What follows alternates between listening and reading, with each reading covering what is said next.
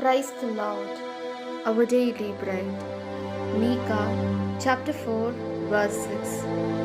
In that day, says the Lord, I will assemble that which is lame, and I will gather that which is driven away. O Almighty God, thank you for giving this wonderful verse. May your presence showers on us. O God, you are patient and kind. So, release those who are paralyzed by caste, race, language, and those who do evil against those who do good, those who are driven away from your knowledge, and those who are punished in your name. Bless them and make them flourish on this earth as your witnesses through our Lord Jesus Christ. We beseech you. Amen. அன்றாட உணவு. மீகா அதிகாரம் 4 இறை வார்த்தை 6.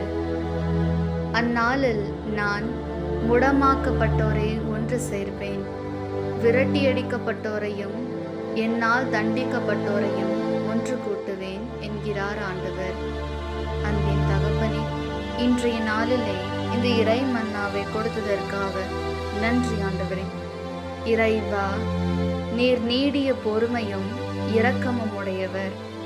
ஆக இச்சமூகத்தில் ஜாதி, இனம், மொழி ஆகியவற்றால் முடக்கப்பட்டோரையும் நன்மை செய்வோருக்கு எதிராக தீமை செய்வோரையும் உமது அரியணையிலிருந்து விரட்டியடிக்கப்பட்டோரையும் உமது பெயரால் தண்டிக்கப்பட்டோரையும் நீர் விடுவித்து அவர்களுக்கு ஆசி வழங்கி உமது சாட்சியாக இம்மண்ணில் மலர எங்கள் ஆண்டவர் இயேசு கிறிஸ்துவின் வழியாக உம்மை மன்றாடுகிறோம்.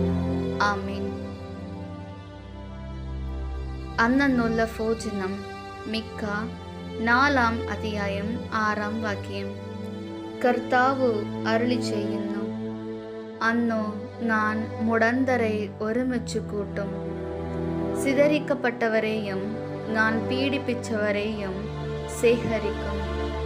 தெய்வமே, അങ്ങ് ജാതി മത ഭേദത്താൽ മുടക്കപ്പെട്ടവരെയും തിന്മ പ്രവർത്തിക്കുന്നവരെയും അങ്ങയുടെ നാമത്തിൽ ശിക്കപ്പെട്ടവരെയും രക്ഷിക്കുകയും അവരെ അനുഗ്രഹിക്കുകയും ചെയ്യണമേ എന്ന് അങ്ങയോട് ഞങ്ങൾ അപേക്ഷിക്കുന്നു. ആമേൻ.